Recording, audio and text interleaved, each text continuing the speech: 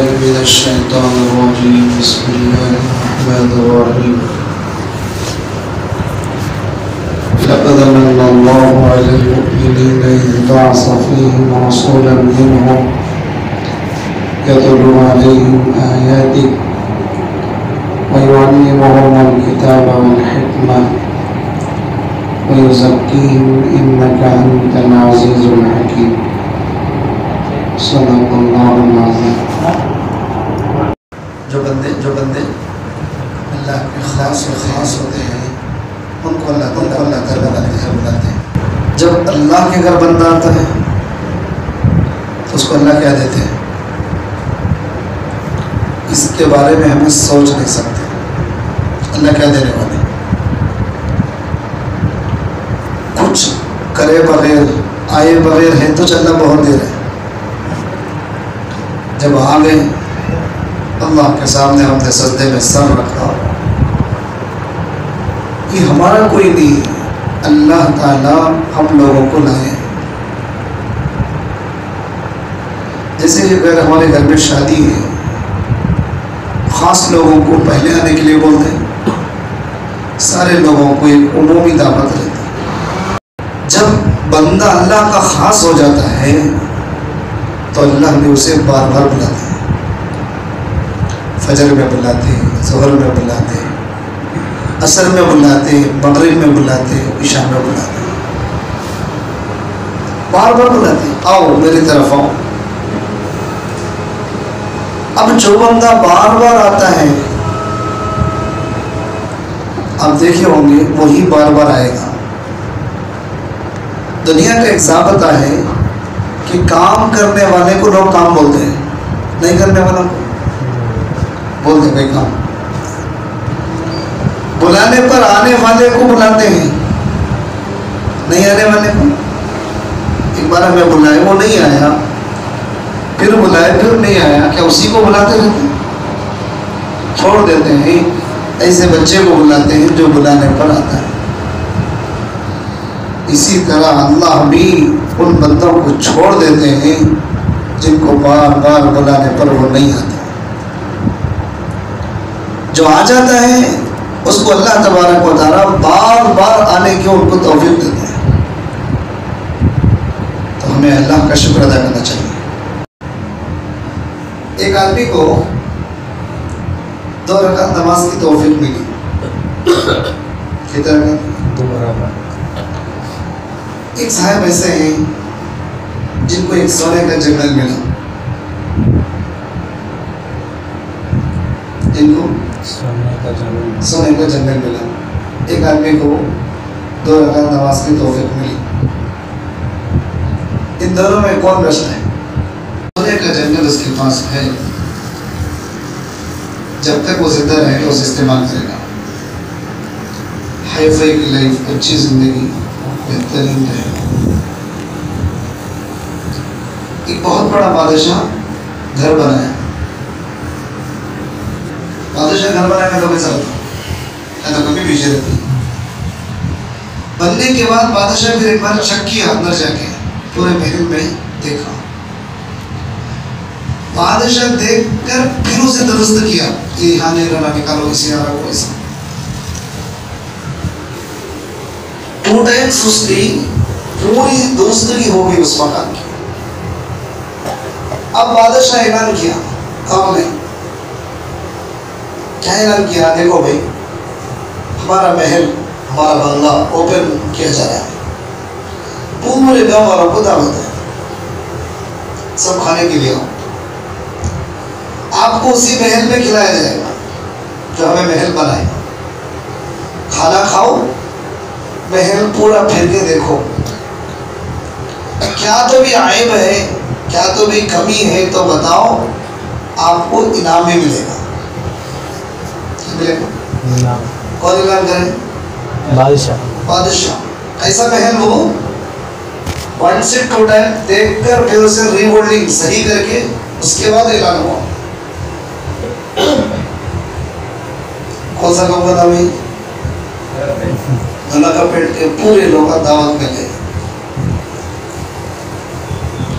سب دیکھے، کھائے پیے، بادشاہ بادشاہ کا گھر میں کیا ہی ہو سکتا ہے، اچھا ہی ہوگا نا سب چیز. مکان بنانے والا سوچ کے، چھوٹا مکان بنانے والا کتنا سوچتا ہے، تو ایک محل بنانے والا کیوں نہیں سوچتا؟ بہت سوچ کے بنایا اس نے. تو اللہ والے کہنے لگے بادشاہ عیب بتا تو پھر انعام بھی دینا پڑے گا. ہاں کیوں نہیں، وہ تو بات پیسٹ ڈیل ہوگا ہے نا، عیب بولیں گے تو انعام ملے گا. تو آپ کے محل میں میں 2 عیب دیکھ رہا ہوں، آپ کے سونے کے جنگل میں 2 عیب دیکھ رہا ہوں. ایک عیب یہ ہے، یہ محل ہمیشہ باقی نہیں رہے گا. ایسا کچھ تو بھی ہوگا جس کی وجہ سے کوئی نہ کوئی ایسی شکل پیدا ہو سکتی ہے کہ یہ محل ختم ہو جائے گا. ایک تو یہ ہے، یا ایسا ہوگا محل باقی رہے گا، محل کے اندر کی ساری چیزیں باقی رہیں گے، بادشاہ جہاں پناہ آپ باقی نہیں رہیں گے.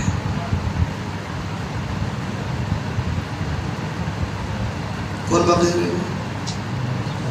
بادشاہ باقی نہیں رہیں گے، محل باقی رہے گا. تو کیا فائدہ اٹھائیں گے نا اس سے؟ اسی طرح دوست بزرگوں، ایک آدمی کو سونے کا جنگل مل گیا، وہ باقی رہے گا، جنگل والا چلا جائے گا، یا جنگل والا باقی رہے گا، سونے کا جنگل چلا جائے گا. لیکن جو 2 رکعت نماز ہمیں پڑھے ہیں، اس کا ثواب کہاں جائے گا؟ کہیں جائے گا؟ یہ ثواب ہمیشہ ہمیشہ باقی رہے گا، یہ ثواب کبھی ختم ہونے والا نہیں ہے. یہ باتیں صرف واقعات نہیں، قرآن میں اللہ تبارک و تعالیٰ فرماتے مَا عِنْدَكُمْ يَنْفَضُ وَمَا عِنْدَ اللَّهِ بَاقٍ. جو کچھ تمہارے پاس ہے، کچھ بھی رہے، دنیا رہے، مکان رہے، محلات رہے، سونا رہے، چاندی رہے، جائیداد رہے، عہدے رہے، تجارت رہے، کچھ بھی تمہارے پاس ہو، ينفض، وہ سب کے سب ختم ہو جائیں گے. وَمَا عِنْدَ اللَّهِ بَاقٍ، جو تم نے اللہ کے پاس چھپا کے رکھا، جو اللہ کے پاس بھیج دی، وہ باقی رہنے والا ہے. وہ چیزیں باقی رہنے والی ہیں. تو ہمیں ان چیزوں پر محنت کرنا ہے جو باقی رہنے والی ہیں. جو چیزیں ختم ہو جانے والی ہیں اس کے اوپر ہمیں محنت کرنے کی ضرورت نہیں ہے. اس کے لیے ہمیں صحابہ کی زندگی ہمارے لیے نمونہ ہے کہ دیکھو ان کی زندگی کس طرح تھی. بھئی ایسے لوگوں کی زندگیاں لوگ دیکھتے ہیں جو سکسس ہو گئے، پھر ان کے پیچھے اپنی زندگی چلاتے ہیں تو کیا ہوتے ہیں؟ وہ سکسس ہو جاتے ہیں. ایسے آدمی کی زندگی ہمارے سامنے ٹارگٹ ہے جو انسکسسفل ہے، جو فیل ہے، جو فیلیور ہے. تو اب یہ کون سے راستے پہ جائے گا؟ بھئی دوستی ایسے بچے کے ساتھ کیا ہے جو فیل ہے، تو پاس ہو گئے، کیا ہوگا؟ فیل ہوگا. ایسے بچے کے ساتھ اس کی دوستی ہے جو اچھا نمبر لانے والا ہے، تو اچھا نمبر نہیں لائے تو بھی کم از کم کیا ہوگا؟ پاس ہو جائے. یہ سب کو سمجھ میں آ گیا، لیکن دوستو ہمیں یہ بات سمجھ میں نہیں آئی. مجھے ان چیزوں پر محنت کرنا ہے جو ہمیشہ ہمیشہ باقی رہیں گی. تو اس کے لیے 2 راستے ہیں. ایک راستہ ہے علم کا، عمل کا. ایک راستہ کیا ہے؟ علم کا، عمل کا. ایک راستہ ہے مال کا. ایک راستہ ہے مال کا، ایک راستہ ہے علم اور عمل. علم کا، عمل کا جو راستہ ہے وہ انسان کی حفاظت کرتی ہے. انسان کو کون؟ علم اور عمل. انسان کو رہنمائی کرتی ہے، بتاتی ہے یہ کرے جا، یہ نہیں کرے جا، یہ کرنا ہے، یہ نہیں کرنا ہے، یہ راستہ غلط ہے، یہ راستہ صحیح ہے، یہ دیکھنا صحیح ہے، یہ دیکھنا صحیح نہیں ہے، یہ سننا صحیح ہے، یہ سننا صحیح نہیں ہے، یہ بولنا صحیح ہے، یہ بولنا صحیح نہیں ہے، یہاں پر جانا صحیح ہے، یہاں پر جانا صحیح نہیں. کون بولے گا؟ علم بولے گا. علم انسان کو بچائے گا. لیکن ادھر آپ دیکھیں گے انسان مال کو بچائے گا. مال انسان کو بچاتا نہیں، بچاتا ہے مال انسان کو؟ کہیں بچایا کسی کو؟ کرونا کچھ نہیں بچا سکا، تو انسان کو کیا بچائے گا؟ کتنے لوگ لاکھوں لٹائے، بچ سکے؟ چلے گئے. اگر بچانے والا ہوتا تو یہ مال انسانوں کو بچاتا، لیکن یہ مال نے انسانوں کو نہیں بچایا. ہاں، علم انسان کو غلط راستوں سے بچائے گا. اس کا عمل اسے اس کی زندگی کو بہتر سے بہتر، اچھی سے اچھی کر دے گا. دوسرا، علم اور عمل خرچ کرنے کی وجہ سے، پھیلانے کی وجہ سے، بتانے کی وجہ سے بڑھے گا.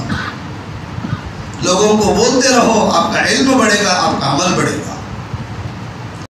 مال حاصل کروں گا تو میں ضرور کامیاب ہو جاؤں گا، حالانکہ مال کسی کو نہیں بچائے گا. اس مال نے بلکہ نقصان تو کیا ہے، فائدہ کسی کو نہیں پہنچایا.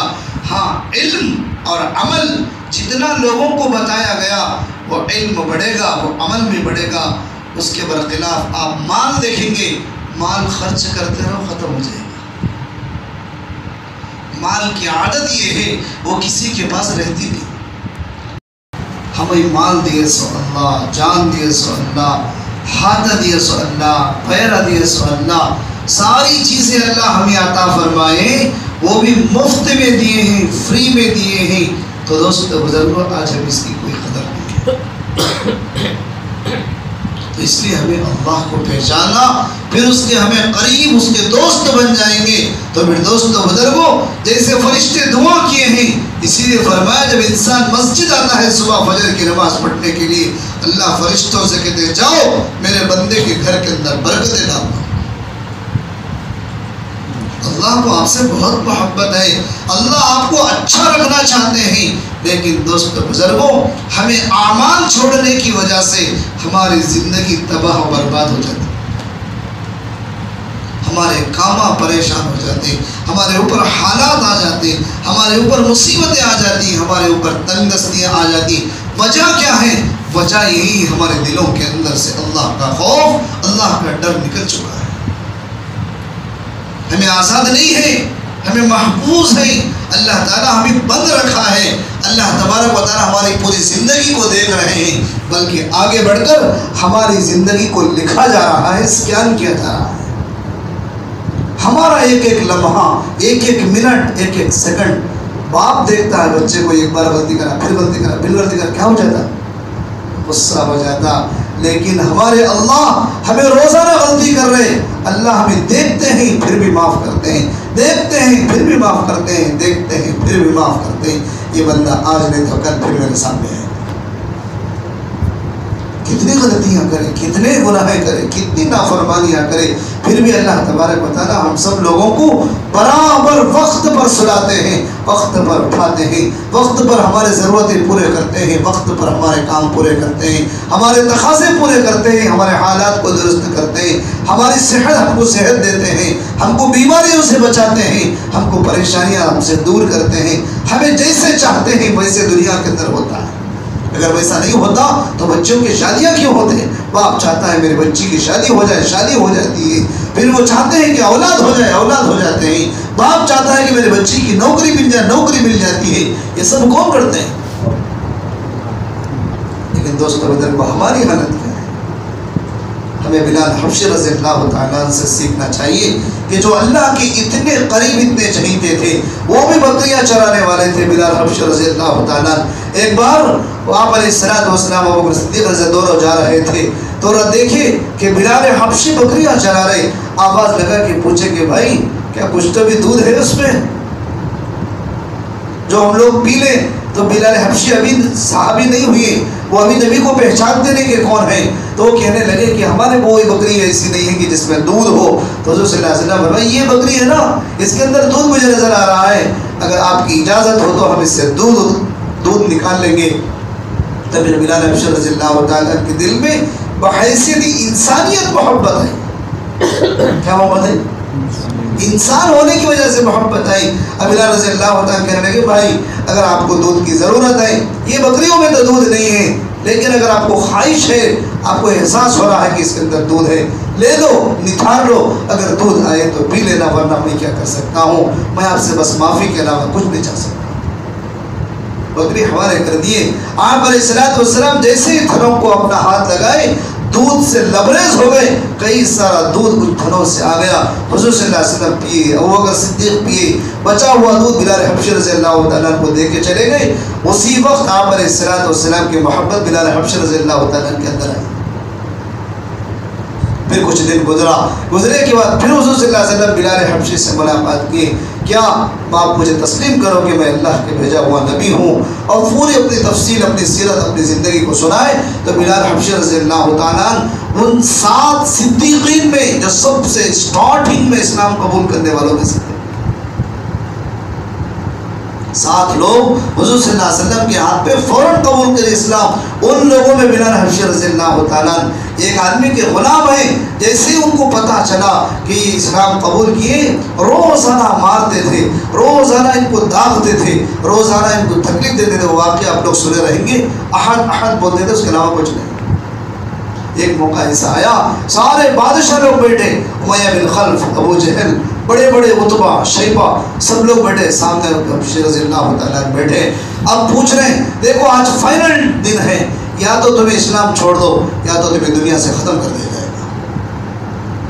تو بلال حبشی رضی اللہ تعالیٰ فرمانے لگے کہ میں اپنا ایمان، اپنا عمل نہیں چھوڑ سکتا، میں اپنے نبی کی زندگی نہیں چھوڑ سکتا، اگرچہ کہ میں ختم ہو جاؤں۔ حضور صلی اللہ علیہ وسلم کو معلوم ہوا کہ بلال حبشی رضی اللہ تعالیٰ کو بہت تکالیفیں دی جا رہی تھی، تو ابوبکر صدیق رضی اللہ تعالیٰ کو کہا جاؤ جا کے حضرت بلال حبشی رضی اللہ تعالیٰ کو خرید کر لاؤ۔